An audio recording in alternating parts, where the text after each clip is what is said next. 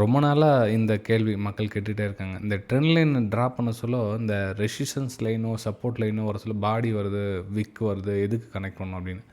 இப்போது இது வந்து ரெசிஸ்டன்ஸ் இருக்கு இல்லைங்களா? ஸோ இந்த ரெசிஸ்டன்ஸ் கிட்ட இந்த பாடிக்கு டச் பண்ண லைன் பண்ணணுமா, இல்லை கோடுக்கு இது எங்கே டச் பண்ணணுமா அப்படின்னு. அதாவது இதுங்க ಒಂದು லைனே போட்டு காமிச்சிடுறேன், இன்னொரு லைனு. இப்போ நம்ம பாடி கனெக்ட் பண்ணிக்கலாம். ஸோ இந்த லைன் இன்னொரு லைன் போட்டோம்னா இந்த லைன் வருது. இந்த 2 லைனில் எது சார் ரெசிஸ்டன்ஸ் அப்படின்னு கேட்குறீங்க. ஆக்சுவலாக ரெசிஸ்டன்ஸ் அப்படின்றது ஒரு நம்பர் கிடையாது. நல்லா புரிஞ்சுங்க. ரெசிஸ்டன்ஸ் ஏரியா அப்படின்றது ஒரு நம்பர் கிடையாது. நீங்கள் நம்பர் நினச்சி பிடிச்சி என்ன பண்ணுறீங்கன்னா அந்த நம்பரே பிடிச்சிக்கிறீங்க. இப்போ ஒரு பாடி வருதுன்னா ஒரு கேண்டில் வந்து இந்த மாதிரி வருது, செகண்ட் கேண்டில் வந்து பாடி க்ளோஸ் கொடுக்குது. இந்த ஏரியா தான் நம்ம வந்து ஒரு ரெசிஸ்டன்ஸாக நம்ம கன்சிடர் சொல்லுமே தவிர, வெறும் அந்த ஒரு லைனோ விக்கியோ பாடியோ நம்ம வந்து இதான் பாயிண்ட் அப்படின்னு நம்ம குறிப்பிடக்கூடாது. அப்போ என்ன ஆகுனா, இப்போ ஒரு ரூ. 10 ஒரு ரெசிஸ்டன்ஸ் இருக்குது அப்படின்னா, சம்டைம்ஸ் ரூ. 11 கூட போகும். சில டைம் ரூ. 9 திரும்பிடும்.